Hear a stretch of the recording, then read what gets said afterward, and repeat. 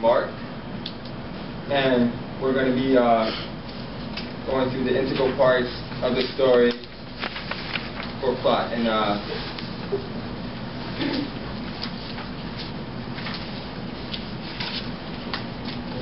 do you all remember what a story is? Jeremy, can you tell me what a story is so we all can hear?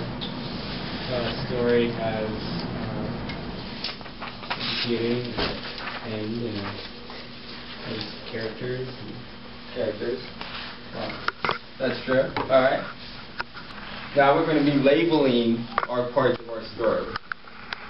So I'm going to give you our handouts that we can go through, and actually I'm going to read from mine, and we're going to actually get into groups, if that's going to be okay. So we're actually going to do groups, and we can set up the groups right now so we don't have to do them later. What we're going to do is we're going to have Macy going to the back, and it's going to be you four. And then we're going to have this group as well, and then Amanda, if you could come up here, and you'll be the last group with these three up. With these two up. So I'm going to read it together. I'll go first, and then I'll call on someone, and then we're going to be able so we can identify what I'm looking for, and I'm going to explain to you actually what plot is, and we'll go from there. Okay. Mark 15, Jesus before Pilate. It's a good day. Now, what do you think the conflict was from the beginning? Because we're going to read the rest of the story, but we're going to identify with conflict, rise in action, climax, announcement, and resolution. So we're going to go through these one by one, and then we're going to put them all together at the end. So what do you think the conflict is at the beginning? Kelly. Well, in the first verse, it's obviously between the chief priests, elders, and teachers against Jesus. Yep, that's very good. And what exactly are they against? What do you mean? Well, you have chief priests, you have Jesus, no, like Pilate. Now, what is their conflict, though? Jesus is under trial. Oh. That could be a conflict.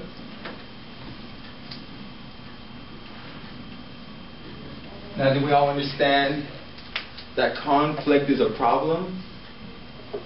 Do you understand that, Marissa? That conflict can be a problem? Yeah. Yeah. We all have conflicts, like, oh, I have to go to the bus. Is there, Josh? The rising action is him speaking to the crowd and wanting to put Jesus on, to either release Jesus or Barnabas. That is one of them. It's the releasement of the crowd. Releasement of the crowd. What else would you say is another rise in action? Because we all know the story that Jesus is eventually going to have to go to his cross, right? So what do you think is another rise in action that leads up to that? Yes, Melissa? He's being beat.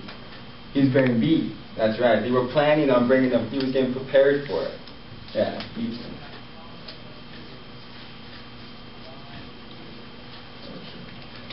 Now what I'm going to have the groups do, you're going to break it up to sections. This first group is going to read 21 through 31 out loud.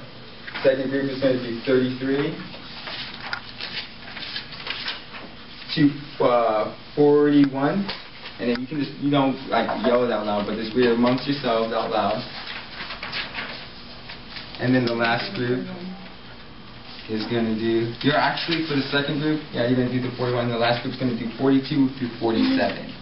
And then I want on your show me board to write what part of the story do you think it is.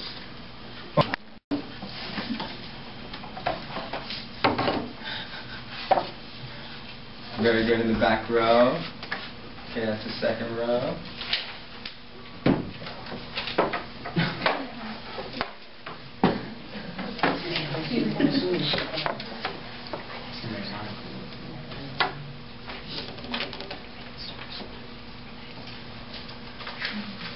Okay.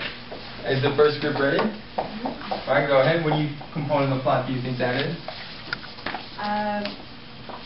You said that the cart was somebody carried Jesus' cross, and then Pilate disclosed was still part of the rising action. That was part of the rising action. Very good.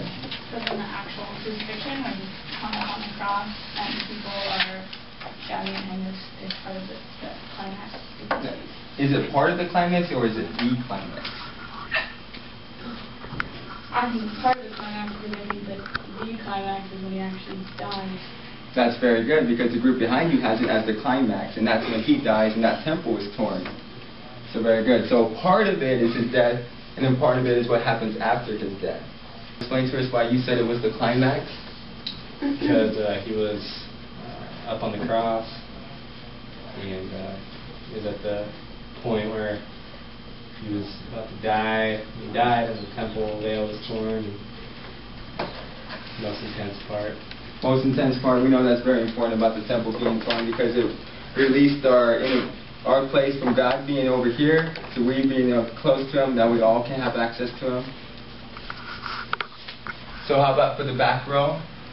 What did you get for yours? Resolution. Resolution? He just gets buried, huh? Yeah, and they go to the tomb and stuff. Oh, the women go to the tomb, Yes. and yeah. Now, the buried we'll put here, and then for the falling action, we'll put that Joseph, he came over and he got them up and landing, and he got ready for the day of preparation. And we can just put that there for Joseph. Because it's important to know that Jesus wasn't just buried in any old place, but he was buried actually on the rock and the stone that was covered in. Okay. Do we all understand how I'm going to go over this all over, and then we're going to have homework that I'm going to give to you tonight. Okay.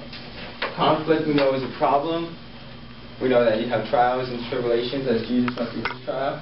The rising action and what happens during the trial, what's going to lead up to it. And so we know that Jesus is being talked with the crowd. He's been talked with Pilate. And these people don't understand that Jesus is not defending himself. They're like, why isn't he defending himself? Because of his lack of defense, he's taken up to our climax where he gets crucified and the temple is torn. But with the temple being torn, we know that's a foreshadowing of good. So that's a positive.